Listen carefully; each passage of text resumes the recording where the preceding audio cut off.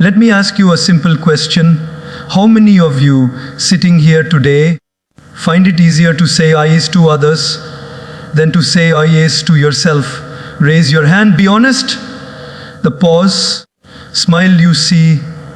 Most of us are experts in taking care of everyone else's needs, but when it comes to our own well-being, our own happiness, our own dreams, we put ourselves last in the queue of life. And then we wonder, why am I so drained? Why do I feel unfulfilled? Why does no one value me? The truth is, when you don't put yourself first, the world won't either.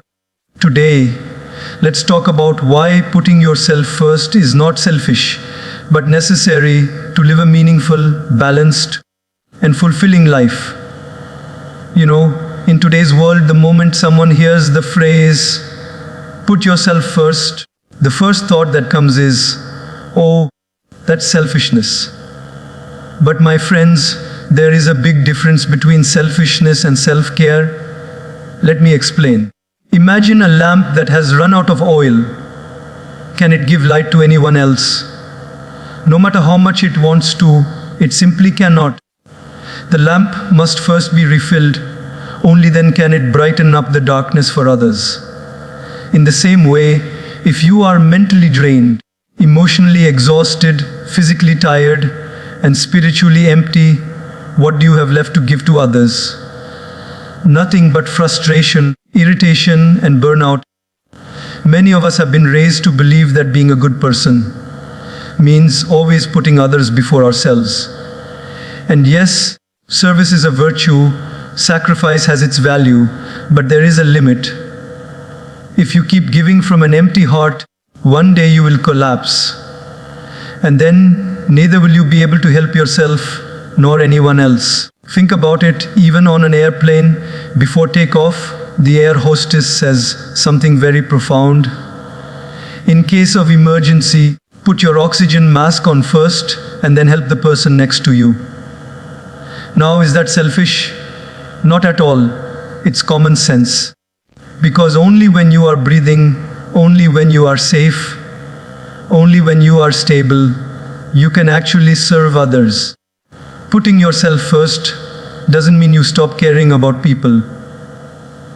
It means you take responsibility to recharge yourself, to nourish yourself, to be at your best version. When you eat well, rest well, and maintain peace of mind, you are not just helping yourself, you are indirectly helping everyone around you. Because then your presence becomes a source of calmness, your words become a source of encouragement, and your actions become a source of inspiration. The problem is, we often confuse martyrdom with goodness. We think if I sacrifice everything I want, if I always suppress my needs, if I make everyone else happy at the cost of my own well-being, then people will love me more.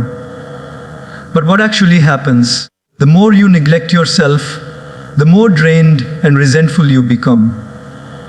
And instead of gratitude, you start feeling unappreciated. You end up giving love, but inside you feel empty. That's not service, that's self-destruction. So remember this truth. Taking care of yourself is not a luxury, it is your responsibility. Because when your cup is full, love overflows naturally. When your energy is charged, service becomes joyful. When your heart is at peace, relationships flourish. And when your mind is clear, your decisions uplift not only you, but everyone connected with you. One of the greatest struggles in life is learning to say no. We are so afraid of disappointing others, of hurting their feelings, of being seen as rude or selfish, that we stretch ourselves thin, agreeing to things we don't want to do, committing to things that drain us, just so people will think we are nice. But let me tell you something, people who always say yes to everyone else often end up saying the loudest no to themselves. Think about it, every time you say yes to something that goes against your energy, your time, your priorities, you are silently saying no to your own peace, to your own rest, to your own growth. And the irony is, most people don't even notice the sacrifice you are making. Because when you make yourself too available, when you say yes without hesitation, people stop valuing your time. Instead of appreciation, what you get is expectation. And slowly, what was once kindness becomes a burden. Boundaries, my friends, are not walls that keep people out. Boundaries are doors that teach people how to enter your life respectfully. When you set healthy limits, you are not rejecting others, you are protecting yourself. And when you protect yourself, you are actually protecting your relationships too. Because a relationship without respect for each other's boundaries will always lead to resentment. Let me give you a small example. Suppose you have a friend who calls you at midnight every other day just to talk about random things. You are tired, you need sleep, but you pick up because you don't want them to feel ignored. Now, initially you think, I'm being a good friend. But after weeks of poor sleep, irritation builds up. One day you snap at them, can't you stop disturbing me? And suddenly the relationship gets damaged. What could have saved it? A simple, respectful boundary. I care for you, but I need to sleep on time. Let's talk tomorrow. That's not rejection. That's honesty, and honesty is love. We think saying no will make people dislike us. But the truth is, those who truly love you will respect your no. And those who don't respect it probably don't deserve unlimited access to your time and energy. It is not your job to be available to everyone at the cost of your own sanity. If you really think about it, even nature teaches us boundaries. The ocean waves don't cross the shore endlessly. The sun rises and sets at a fixed time. Even your heartbeat has a rhythm. Without boundaries, there is no balance. So, remember this saying, no does not make you unkind, it makes you real. It makes you authentic. It makes you trustworthy. Because when you do say yes, people will know it's genuine, not forced. Boundaries don't push people away. They filter out the wrong ones and strengthen the right ones. And that, my friends, is how respect is born. So many of us live our lives chasing approval. We bend, we twist, we compromise, all to hear someone say, you're good enough, I like you, I accept you. And yet the truth is, no matter how much you try, not everyone will approve of you. In fact, some people are determined not to. And if you make your peace depend on their opinion, you'll spend your entire life restless. I've seen people who can't say what they feel because they're afraid. What will people think? They don't pursue their dreams because someone might disapprove. They don't even dress the way they want because they're waiting for 1,000 invisible judges in their head to nod in agreement. But my friends, let me ask you, do these judges pay your bills? Do they live your life? Do they carry your burdens? The answer is no.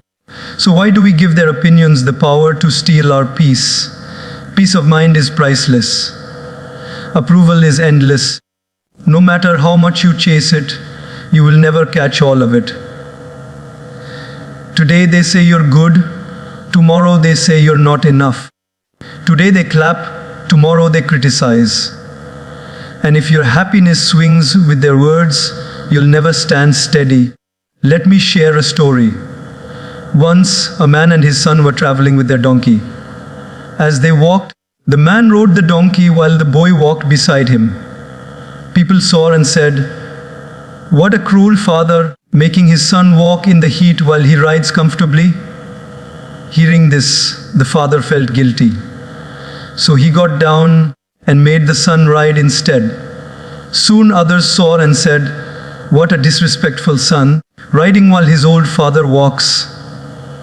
Embarrassed, both decided to ride together. People saw again and exclaimed, "How cruel!" Both of them burdening the poor donkey. Frustrated, they both got off and started walking alongside the donkey. And again people mocked, "Look at these fools, walking when they have a donkey." No matter what they did, somebody had something to say. That's life. If you live for approval, you will be like that father and son, constantly changing, constantly restless, never at peace. But when you choose peace, when you choose what feels aligned with your values and your heart, then you live free. So stop sacrificing your inner peace on the altar of people's opinions. Start asking yourself, does this choice bring me calmness? Does it align with my principles? If yes, then go ahead, even if the world criticizes. Because let me tell you, people will talk no matter what. Let them. You don't need to silence the voices outside, you just need to silence the noise inside. When you prioritize inner peace over approval, your life changes. You sleep better at night. You wake up with clarity. You stop overthinking every word you said, every step you took. And most importantly, you stop being a slave to a crowd that doesn't even know what it wants. Approval is temporary, but peace is permanent. Choose peace, and approval will no longer control you. One of the greatest mistakes we make in life is underestimating our own worth. We live in a world that constantly measures us against others. How much you earn, how successful you look, how many followers you have, how quickly you achieve things. And when we don't fit into these molds, we quietly tell ourselves, maybe I'm not good enough, maybe I don't matter as much as others. But my friends, let me remind you, if you undervalue yourself, don't be surprised when others do the same. The truth is, people often treat you the way you teach them to. If you treat yourself as insignificant, if you keep putting yourself down, if you let others walk all over you, they will believe that's what you deserve. Respect starts with how you respect yourself. If you don't recognize your worth, how will anyone else? I once met a young man who was incredibly talented. He could play instruments. He could sing beautifully. He had brilliant ideas. But he kept saying things like, "Oh, I'm not that good. I don't think anyone would care about my work. I'm just average." And because he kept saying that, guess what happened? People around him also treated him as average. They never took his gifts seriously. They overlooked him. Not because he wasn't good, but because he himself believed he wasn't good. His energy, his lack of confidence, told others exactly how to treat him. Think about a diamond. Imagine you walk into a shop and see a diamond ring priced at just a few rupees. What would you think? You'd immediately assume it's fake. Why? Because the price tag doesn't match the value of a real diamond. In the same way, if you put a cheap price tag on yourself, people will assume you're not real, you're not valuable. But when you know your worth, when you carry yourself with dignity, when you refuse to settle for less than respect, others begin to value you more. Knowing your worth doesn't mean arrogance. It doesn't mean walking around thinking you're better than everyone else. It simply means acknowledging that you are valuable, that your time matters, your dreams matter, your feelings matter. It means you don't let people treat you like an option when you deserve to be a priority. It means you don't let temporary opinions define your permanent identity. When you start valuing yourself, something beautiful happens. You attract better relationships, better opportunities, better energy, because the world responds to the standard you set for yourself. If you keep accepting less, life will keep giving you less. But the day you say, I am worth more than this, everything around you begins to change. So I urge you, stop waiting for others to recognize your value. Stop waiting for applause, for approval, for someone else to remind you who you are. You are already worthy, you are already valuable, and until you see it, no one else will. Respect yourself enough to walk away from what doesn't serve you. Believe in your worth enough to pursue what sets your soul on fire. And carry yourself with the quiet dignity of someone who knows, I don't need to prove my value. I am valuable. Time, my friends, is the most valuable currency we have. Yet, strangely enough, it is the one we waste most carelessly. We spend hours, days, even years investing our energy into other people's opinions, other people's demands, other people's priorities, and then we sit back one day and wonder, where did my life go? The truth is simple. Your time is your life. How you spend your time is how you are spending your life. Many of us live as if time is unlimited, as if tomorrow is guaranteed. But every tick of the clock is a reminder that your life is moving forward, never backward. Every moment you waste on things that don't matter, on people who don't care, on worries that don't serve you, is a moment of your life that you will never get back. And yet, when someone asks for our time, we give it away so easily, without even thinking. Imagine this. If someone tried to take money out of your wallet, you would protect it immediately. But when people steal your time with meaningless conversations, endless distractions, unnecessary drama, you let them. Isn't it strange that we protect money, which can be earned again, but we don't protect time, which can never return? Let me share something with you. I once met an elderly man who said something very profound. When I was young, I traded my time for money. I thought I was smart. I worked day and night, earning more and more.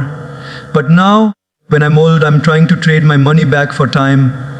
More years, more health, more life. And I realize, no matter how much money I spend, I can't buy back even a single day. That hit me deeply. Because it's true, time is the one thing money can't buy, yet it's the one thing we often waste the most. We spend so much time fulfilling other people's expectations. We say yes to events we don't want to attend. We scroll endlessly on things that don't feed our mind. We get stuck in conversations that drain us, all while ignoring the things that truly matter. Our passions, our growth, our family, our inner peace. Every yes you give to something meaningless is a no you are giving to something meaningful. So, my friends, start looking at time like the most precious treasure you own. Spend it wisely. Ask yourself, who deserves my time? What activities enrich my soul? What goals are worth the hours of my life? Because one day you will look back and the regret won't be about the money you lost. It will be about the time you wasted. Use your time to create memories, not just to chase deadlines. Use your time to grow, not just to impress. Use your time to love, to serve, to live with purpose. When you realize how short life is, you stop saying, I don't have time, and you start saying, I will make time for what truly matters. Remember this, time is slipping from your hands every single second. Don't waste it living someone else's life. Don't waste it in fear of judgment. Don't waste it on meaningless things. Invest it in yourself, in your growth, in your peace. Because once the moment passes, it never comes back.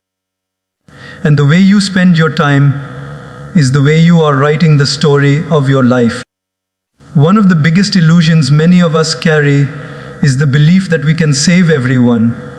We want to fix people, rescue people, carry their burdens, and somehow heal all their pain. And while the intention comes from love, the truth is you simply cannot save everyone. If you try, you will only end up drowning with them. Think about the oxygen mask rule on an airplane. Every time you fly, before takeoff, the crew makes the same announcement. In case of an emergency, put your oxygen mask on first before helping others. Why do they say this? Because if you lose your breath, you won't be able to help anyone. In fact, you'll become another casualty, another problem to be solved. This simple instruction is not just for flights, it is a life lesson. Take care of yourself first, or you won't be able to truly take care of anyone else. I've met so many people who sacrifice their health, their happiness, their dreams just to carry others on their shoulders. They keep saying, "I'll be fine as long as they're okay." But slowly they begin to burn out. Their energy collapses. Their patience turns into frustration. And instead of helping, they end up hurting the very people they wanted to protect. Why? Because you cannot pour from an empty cup. If your light goes out, how will you light someone else's path? Imagine a man trying to pull another out of quicksand. If he is not standing on solid ground himself, both will sink. That is what happens when we try to save everyone without first securing ourselves. You may think you are being noble, but in reality, you are only accelerating your own downfall. And once you collapse, who will be there for the people you were trying to rescue? Sometimes love means stepping back. Sometimes compassion means allowing others to walk their own journey, to face their own lessons, to fight their own battles. You can guide them, you can support them, you can encourage them, but you cannot walk the path for them. If you try, you rob them of the strength they could have built, and you rob yourself of the balance you need. It is not selfish to say, "I need to take care of myself first." It is wisdom, because only when you are strong, only when you are steady, only when you are breathing fully, can you truly help someone else. The strongest lifeguards are those who know how to swim well themselves.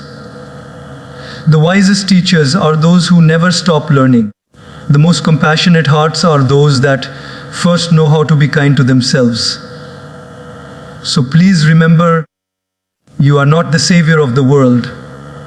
You are a part of it. And the best way you can uplift others is by staying strong yourself. Because when your foundation is secure, your presence becomes healing. When your energy is stable, your support becomes powerful. When your life is balanced, your guidance becomes authentic. Don't try to save everyone at the cost of losing yourself. Save yourself first, and from that strength, you will naturally uplift others. There is a very fine line between serving others and losing yourself in the process. Service is a beautiful thing. To care, to give, to uplift, it is one of the highest expressions of love. But here's the truth. True service can only come from a place of strength, not from sacrifice that empties you completely. Too many of us confuse burning ourselves out with helping others. And when we collapse, we call it service. But what kind of service leaves you broken, bitter, and exhausted? That's not service. That's neglect of the self. Think about this. A candle that keeps giving light without protecting its own flame will eventually burn itself down to nothing. And once it's gone, there is no more light for anyone. In the same way, if you keep giving without balance, if you keep sacrificing without preserving yourself, you will one day reach a point where you have nothing left to give. Then what? The very people who relied on you will be left in darkness. I once spoke to a woman who spent her entire life serving her family. She worked endlessly, sacrificed every personal dream, ignored her health, her hobbies, her inner joy, thinking, If my family is happy, then I will be happy. But years later, her health collapsed.